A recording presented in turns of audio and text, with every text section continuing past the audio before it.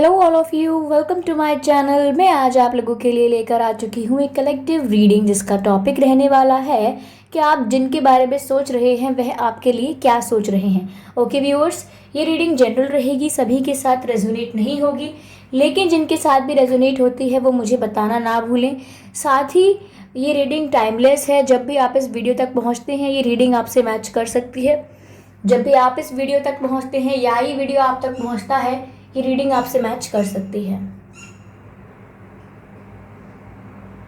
ये सभी सिचुएशंस के लिए है व्यूअर्स, चाहे कोई भी सिचुएशन हो आपकी, आप सिंगल हो, कमिटेड हो, मैरिड हो, डिवोर्स्ड हो, ये रीडिंग आपसे मैच कर सकती है। ओके, तो अगर आप मेरे चैनल पर पहली बार आए हैं देन सब्सक्राइब करें मेरे चैनल को, बेल आइकन को प्रेस करना ना भूलें, क्योंकि मैं ऐसे ही डिफरेंट टॉपिक्स पर रीडिंग लेकर आती रहती हूँ और रीडिंग्स के दौरान इंट्यूटिव मैसेजेस, चैनल मैसेजेस देती हूँ। तो मैं नहीं चाहती कि आप कोई भी चैनल मैसेज मिस कर पाए। ओके, तो चलिए रीडिंग स्टार्ट करते हैं आपकी बिना समय व्यर्थ किए कि आप जिनके बारे में सोच रहे हैं वह आपके लिए क्या सोच रहे हैं। ओके व्यूअर्स, चलिए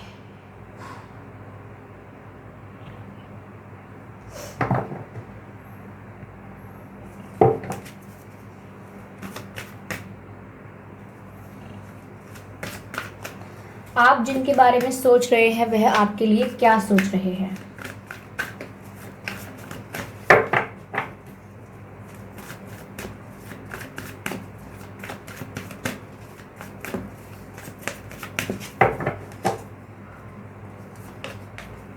nine of cups,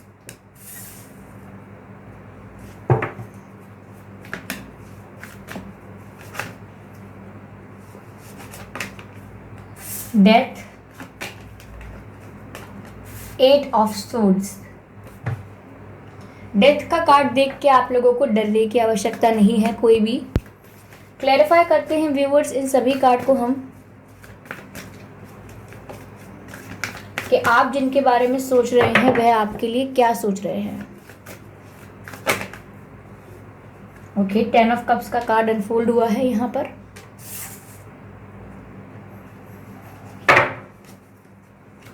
clarify death, three of cups, eight of wands को क्लैरिफाई करते हैं। Clarify eight of wands,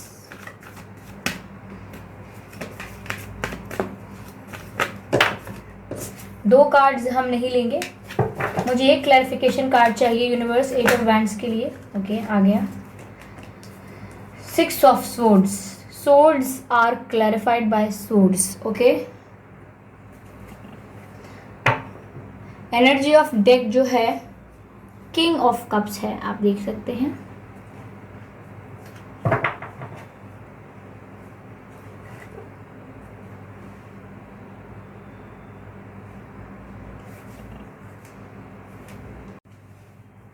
okay viewers, तो आप जिनके बारे में सोच रहे हैं वह आपके लिए क्या सोच रहे हैं। पहली चीज़ तो मैं यहाँ पर यह देख पा रही हूँ कि व्यूवर्स आपके जो पर्सन हैं वो मेंटली अपने माइंड में बहुत ही ज़्यादा स्टक हो चुके हैं। उनको कन्फ्यूजन मैं नहीं कहूँगी, लेकिन उन्हें किसी भी तरीके की कोई क्लैरिटी नहीं है। काफ़ी स्टक हैं वो अपनी लाइफ में, और आपके जाने के बाद वो स्टक हो चुके हैं, उन्हें कुछ समझ नहीं आ रहा। जैसे आप ये एट ऑफ सोर्ड्स का कार्ड देख सकते हैं।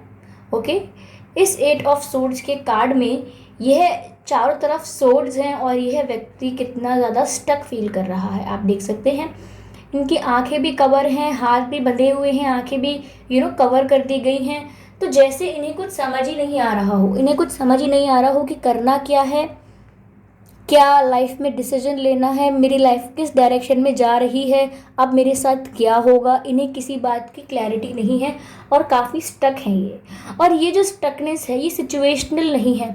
ऐसा नहीं है कि उनकी लाइफ में कोई खतरनाक परिस्थितियां हैं जिसकी वजह से वो आपको रोक नहीं सकते। अगर आप उनसे दूर जा रहे हैं और आपको प्यार ऑफर नहीं कर सकते, अपना लव एक्सप्रेस नहीं कर सकते, क्योंकि उनकी लाइफ में बहुत ही डेंजरस सिचुएशंस हैं, ऐसा नहीं है। ये जिस चीज़ में स्टक हुए हैं उन्हें ऐसा लग रहा है कि उनके बस में अब कुछ नहीं है।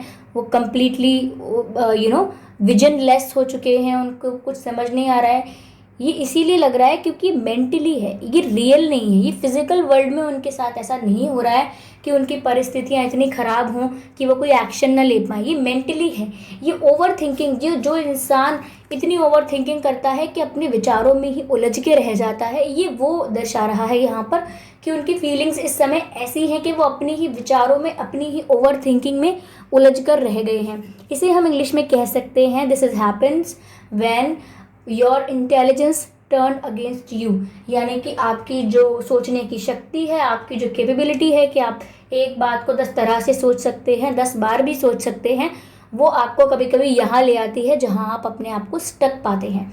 ओके, ये स्टकनेस उनके माइंड में क्यों है, किस विषय में वो ओवर थिंकिंग कर रहे हैं। यहाँ पर ओवर थिंकिंग का विषय लग रहा है आपका चले जाना, व्यूअर्स। ओके, मैं ये नहीं कह रही कि जब आप थे तो उन्होंने आपको बहुत ही ज़्यादा पैम्पर्ड करके रखा।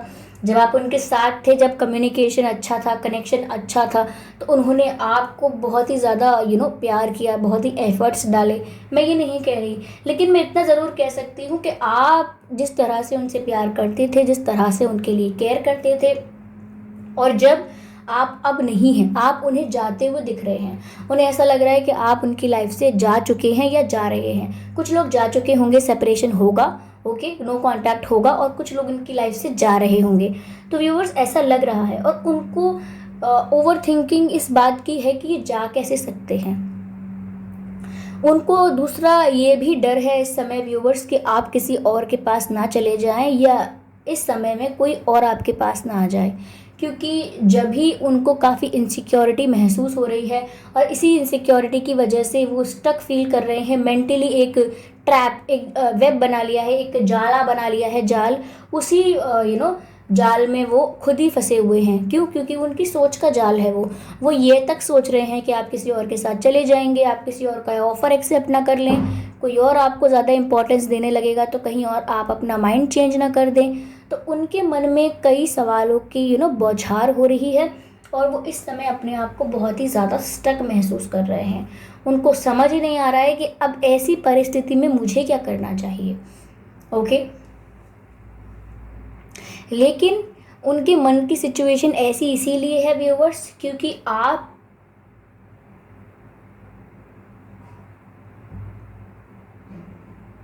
Give me a second viewers.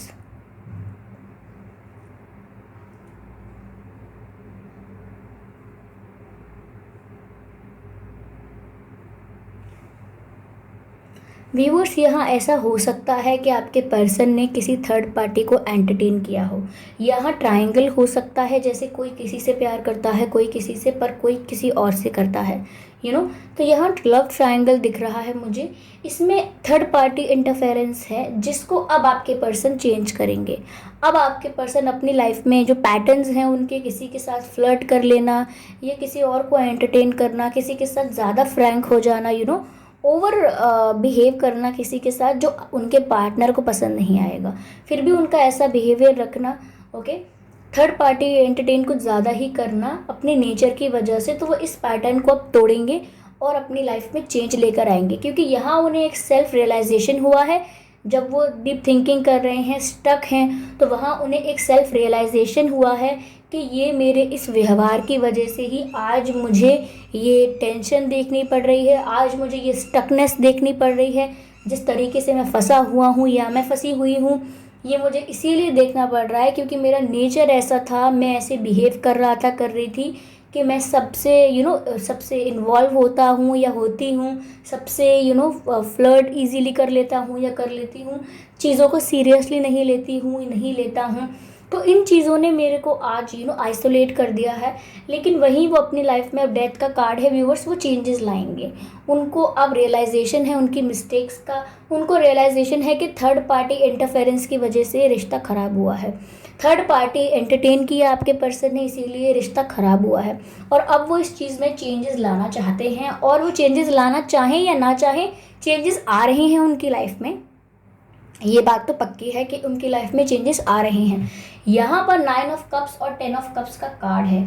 तो व्यूअर्स, अब ये जो चेंजेस इनकी लाइफ में आ रहे हैं, ये ऐसा करेंगे कि आपके पर्सन को आपकी कुछ ज़्यादा ही वैल्यू होगी। अब वो आपको ज़्यादा ही अप्रिशिएट करेंगे, आपकी वैल्यू उनकी नज़रों में काफ़ी बढ़ने वाली है। ओके। वो आपको काफ़ी सम्मान देने वाले हैं, वो ऐसा सोचने वाले हैं कि आप अब एक बार और उनकी लाइफ में आएँ, एक बार उन्हें फिर से चांस देंगे अगर एक बार, तो वो कभी आपको जाने नहीं देंगे और आपसे शादी करने का प्रस्ताव रखेंगे, आपसे शादी करने के बारे में सोचेंगे, क्योंकि वो पुराने पैटर्न्स को तोड़ रहे हैं जहाँ वो टाइम पास रिलेशनशिप्स कर रहे थे, लाइफ में सीरियस नहीं हो रहे थे, फ्लर्टिंग वगैरह चल रही थी, तो वो अब उस पैटर्न को तोड़ रहे हैं। तो वो आपके लिए सीरियस होना चाहते हैं आगे, और आपको कमिटमेंट देना चाहते हैं, आपके साथ लॉन्ग टर्म रिश्ता चाहते हैं और आपके साथ शादी करना चाहते हैं। ये जो 10 ऑफ कप्स का कार्ड आया है, ये बता रहा है कि वो कितनी सीरियस होना चाहते हैं आपके लिए, आपसे शादी करना चाहते हैं, आपके साथ फ्यूचर देखते हैं, आपको as a husband material, as a wife material देखते हैं और आपके साथ फ्यूचर की हैप्पीनेस को इमेजिन करते हैं। तो वो आपके साथ शादी करना चाहते हैं अब, क्योंकि उन्हें अब आपकी वैल्यू समझ में आ रही है, उनकी लाइफ में ये चेंजेस आ रहे हैं और वो धीरे धीरे इन चेंजेस को एक्सेप्ट कर रहे हैं। ओके। यहाँ पर दूसरी बात मुझे यह भी लग रही है व्यूवर्स कि आपके साथ शादी होना उनकी विश फुलफिलमेंट है। ओके। यहाँ पर अब उनकी यही इच्छा रह गई है कि आप कहीं और ना चले जाएं, आपकी शादी किसी और से ना हो, या आप किसी और से प्यार में ना पड़ जाएं, कोई और व्यक्ति आपको इम्पोर्टेंस देगा तो आप चले जाएंगे। तो ये जो डर है वो उन्हें आपकी वैल्यू समझा रहा है। ओके। तो इसलिए उनकी विश फुलफिलमेंट बन गई है ये चीज़, उनकी इच्छा बन गई है ये चीज़ कि उनसे आपकी शादी हो जाए, और अब वो यही चाह रहे हैं कि आपसे बस उनकी शादी हो जाए। हाँ, overall energy king of cups की है viewers. Okay. King of cups की ओवरऑल एनर्जी है जो कहती है कि अब वो ऑफ़र लेकर आएंगे, और ये किंग ऑफ कप्स का ऑफ़र है, पेज ऑफ कप्स का ऑफ़र नहीं है। इसका मतलब ये है कि ये जो ऑफ़र है वो बहुत सीरियस है, ये टाइम पास नहीं है, ये फ्लर्ट नहीं है, ये बहुत ही लाइट एनर्जी आई गई बात नहीं है। ये इस बात में वज़न है, इस बात की कोई फाउंडेशन है, इस बात की कोई वैल्यू है। तो यानी कि ये जो किंग ऑफ कप्स है, ये जब आपके पास प्रपोजल लेके आएंगे तो किसी सीरियस बात के लिए लेके आएंगे, किसी कमिटमेंट के लिए, किसी शादी के लिए, किसी इंगेजमेंट के लिए, फॉर लॉन्ग टर्म रिलेशनशिप, ऐसे कमिटमेंट के ऑफर्स आपके पास लेकर आएंगे। क्यों? क्योंकि अब किंग ऑफ कप्स की एनर्जी है, और यहाँ पर किंग ऑफ कप्स से पता लगता है कि ये सीरियस लव है, एक मेच्योर लव दिखा रहे हैं यहाँ पर। लेकिन व्यूअर्स, मैं आपके पर्सन की यहाँ एक चीज़ बोलूँगी, आप बुरा मत मानिएगा, जो मुझे लग रही है यहाँ पर, कि आपके पर्सन को आपके जाने पर, या आपको कोई और अपने पास बुला लेगा, या आपकी शादी किसी और से होगी, या आप किसी और को एंटरटेन करोगे, इस बात के डर ने उन्हें हिलाया है, इस बात के डर ने उन्हें डिसीजन लेने पे मजबूर किया है, इस बात के डर ने उनको लाइफ में चेंजेस लाने के लिए मजबूर किया है। तो मैं ये नहीं कहूँगी कि आप ये करें या आप वो करें, मैं आपको थोड़ा एक सिचुएशन का एंगल बता देती हूँ, दूसरा एंगल, कि आप किसी और के पास चले जाएंगे। ये इनसिक्योरिटी जब उनके मन में आई, तब वो आपके वैल्यू को अंडरस्टैंड करने की कोशिश कर रहे हैं, तब वो आपसे विवाह करने के बारे में सोचने की कोशिश कर रहे हैं। तो ये किस तरीके का व्यवहार है? ओके। आप इस व्यवहार को एनालाइज करके देखिए कि ये किस तरीके का व्यवहार है, कि अगर हम किसी और के पास जाएं जो हमें इम्पोर्टेंस दे, हमारी कदर करे, हमारी रिस्पेक्ट करे, तो आपको वह मंजूर नहीं है, तो आप सब कुछ करके हमें वापस बुलाएंगे। लेकिन आपके साथ जब हम शुरू से थे तब आपको हमारी वैल्यू नहीं थी। तो आप इस सिचुएशन को पहले सभी एंगल्स से देखिए, चिंता मत कीजिए इस विषय पर, इस विषय का चिंतन कीजिए और इस बात को समझिए आप अपने लिए, क्योंकि आप लोग काफ़ी लोग मेरी रीडिंग्स सुन रहे हैं, तो हर एक के लिए ये बात अलग होगी। तो इसीलिए आप अपने लिए, अपनी सिचुएशन के हिसाब से निर्णय लीजिए कि आपको क्या करना चाहिए।